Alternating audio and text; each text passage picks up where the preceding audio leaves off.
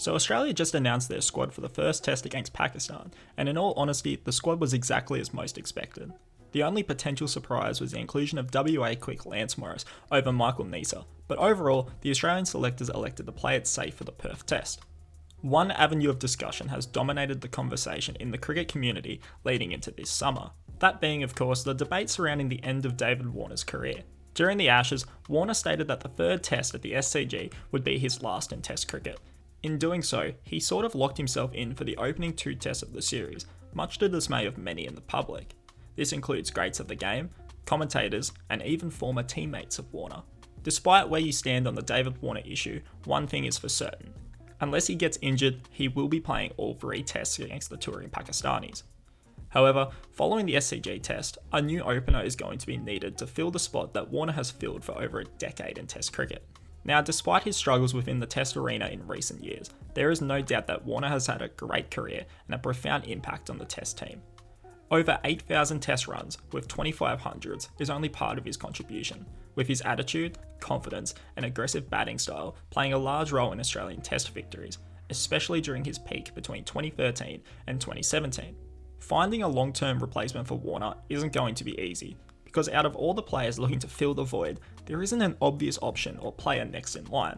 In this video, I'm going to analyse all the potential players who could replace Warner as Khawaja's partner at the top of the order in Test cricket. Cameron Bancroft appears to be the clear frontrunner to replace David Warner. Bancroft is really only remembered for one thing when he was in the Australian team, and unfortunately, that has followed his career to this point. What is often forgotten is that Bancroft was a solid performer early in his Test career without standing out from the pack.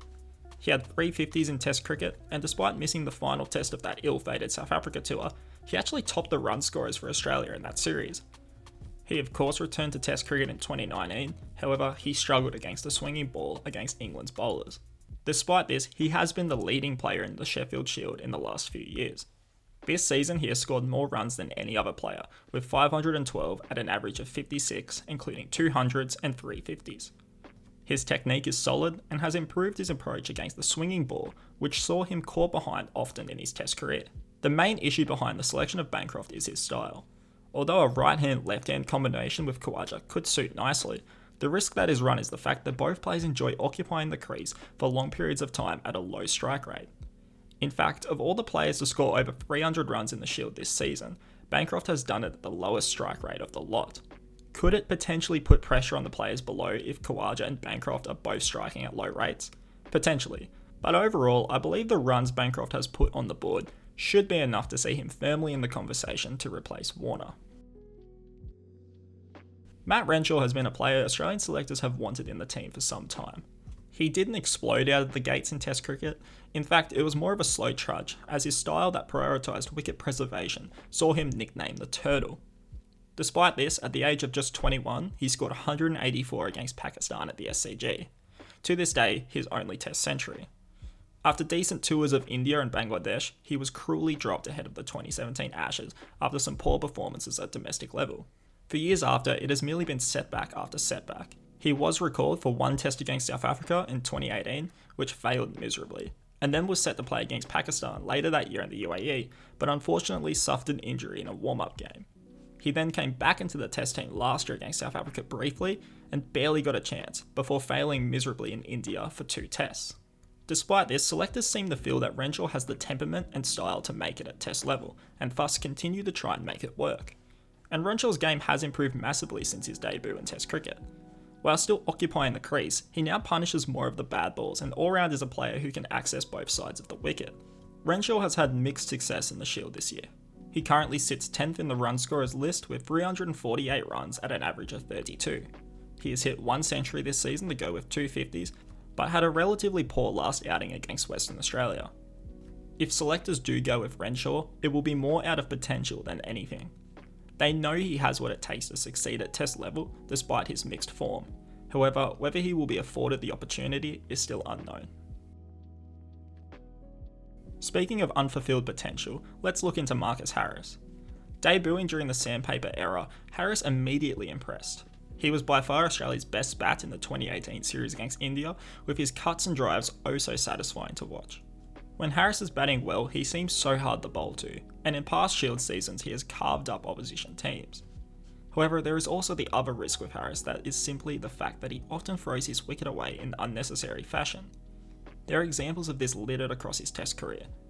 The truth is that despite the clear upside to Harris, there are undoubtedly risks in selecting him as Warner's replacement. And this is really unfortunate for Harris, as for so long he has been the apparent heir to the throne once one of Warner or Khawaja retired. At least that's been the messaging from Chief Selector George Bailey. Like Renshaw, his Shield season has been a bit of a mixed bag. He got a big score of 164, but has only managed 118 runs outside of that innings. Despite the failings of his Test career to this point, there is the angle that he could suit well as David Warner's replacement, a square of the wicket orientated left-hander who looks to impose himself on the opposition. I think he has an outside chance to be picked due to his form, but if Harris was selected, I wouldn't be overly opposed to it. There are of course other options floating around in the Sheffield Shield outside of the three I named above, yet I don't believe any of these guys have as strong a case as the previous three.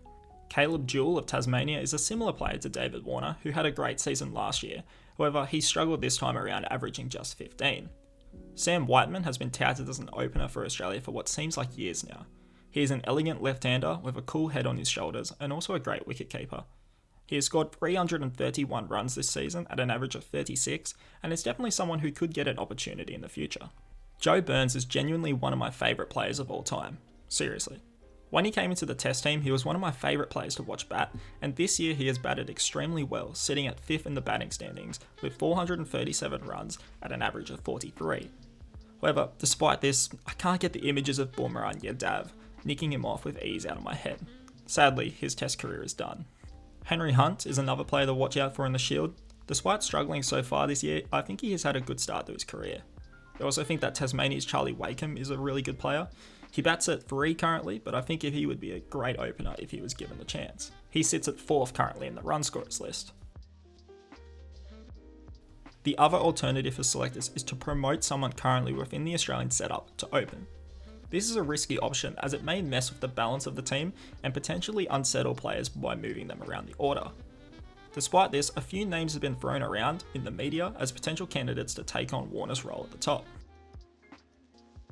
Marnus seems like a natural pick to move one spot up the order as he already bats at 3 and is often in at the fall of an early wicket regardless. His style of play would not really have to change at all by opening the batting, with the skills needed as an opener not too dissimilar to that as one at first drop. In researching this video, I discovered that Marnus actually opened the batting for Queensland during his debut season. He scored 83 in his first match, but outside of that struggled, averaging 20 before being dropped towards the end of the season. My main issue with moving Labuschagne up the order isn't the fact that I fear he could handle the job. In fact, I believe he would excel as a Test opener in the same way that he has been a brilliant number 3. His state teammate Usman Khawaja played the vast majority of his career at first drop, averaging 37 before resurging late in his career as an opener. Justin Langer averaged 41 as a number 3 before he became an opener, where his average improved to 48. Marnus could make a similar switch and play out the rest of his career as the man who sets the tone. The main issue I have with Marnus opening is just the fact that he is so good at being the Mr. Fix-It at number 3 for Australia. Countless times in his career, he has been asked to bat in difficult circumstances and rescue the Aussies from precarious positions. I don't think that there are many players better than Marnus at analysing a game situation and handling pressure. If Marnus moves to open, it brings Steve Smith to number 3, and although Smith is of course one of the greatest of all time, I'm not sure it's a great idea to move him to 3 at this stage of his career after being exemplary at 4 for so long. So yes, Marnus would be a great opener, but maybe it's a discussion for a later date. Andrew McDonald went on a radio show recently and sort of hinted at the idea of allowing Cameron Green to open the batting. This was an interesting thing to say given that Green is currently not in the best 11, assuming that the Aussies pick a similar team to the one that played at the Oval earlier this year. I'll start by saying this. Cameron Green needs to play in the first Test match. The criticism he receives as a young player is often misguided and unjustified. This is a player who averages 33 with the bat and 36 with the ball in Test cricket. Oh, and by the way, he's 24 years old. Those statistics are far from poor, and those who state he's being given games based on potential clearly don't understand the balance Green adds to the side. He's done a serviceable job with the bat in Test cricket, often in tough circumstances, and his bowling is extremely dangerous, while also being quite possibly the best slip fielder in Australia. And in all honesty, number 6 isn't where he should bat in the Australian team. Green has always been most successful in his career when he has had responsibility, which usually comes from batting up the order. When he was climbing the run scoring list earlier in his career, WA slowly moved him from a bowling all-rounder batting between 7 and 9 to their main batter at number 4. All the while, his stats only got better and better. That's reasonable enough evidence to suggest that maybe a move up the order would be beneficial to Green's Test career. Even in the IPL earlier this year, he was given the opportunity to bat at first drop and he smashed a century. I think his best position is number 4 and I fully expect him to occupy that spot when Steve Smith retires. Opening the batting, however, let's maybe call our jets. I think Cameron Green could theoretically open the batting and have success, although at this stage in his career it's a big jump to move him from number 6 to opener. He wouldn't be the first to do it. The aforementioned Joe Burns started his career at 6 before succeeding as an opener. Shane Watson also did it as an all-rounder. However, he did it a lot later in his career than Cameron Green. Green's bowling is a huge asset to Australia, and I wouldn't want to risk ruining that by adding the responsibility of opening the batting. Green needs to play the first test, but him opening the batting isn't the way to go about it. This final option is the one that I firmly believe is the best one for Australia going forward. It is a bit unorthodox, but it solves a number of Australia's issues heading into the first test. Australia needs an opener that is similar to Warner. They need to maintain the overall cohesion of the team, and they need to try and fit Green and Marsh into the same team. What if Travis Head made the permanent switch to opening the batting? The main criticism of this tactic is that why would you want to move Head from the position he has triumphed in at his career to this point? And to be fair, it is a good point. Head's counter-attacking style at number 5 fits the Australian team balance perfectly. After Marnus and Smith have done a job of occupying the crease and taking the shine off the ball, Head comes in and explodes, scoring bulk runs against the tiring attacks. However, let's not forget that Travis Head has already opened the batting for Australia. In albeit very different conditions in India, it's a different challenge to Australia, but regardless, his tempo suited the opener role perfectly. He's also coming off an incredibly successful World Cup campaign where he opened the batting with great success. In the final of the World Cup, he showed a great display of temperament and aggression as an opening batter, which guided Australia to an incredible victory. That ball was hooping around in those opening overs, and despite struggling at times, he got through it, and Australia won the match. His style of play is pretty much identical to that of a young David Warner. He hits hard, square of the wicket, with his cut shots brutal and unforgiving. It's a like-for-like replacement, and given Australia will be playing a very poor West Indies side, it might be the ideal time to trial Head as an opener. As for the issue at number 5, all you have to do is play Mitchell Marsh there. He's a very similar player to Travis Head in that he is positive, looking to take the game to the opposition. That immediately solves that issue, whilst also ensuring that Smith and Labuschagne remain in their favoured positions. It also allows for a way to keep Green in the team, batting at 6, solving another issue for the team as mentioned above. Picking Head to open is a big risk, as you don't want to undermine what he has done for Australia at number 5. However, I think it solves a number of issues Australia is having heading into a big summer of cricket. It's definitely worth seeing how it goes in my opinion.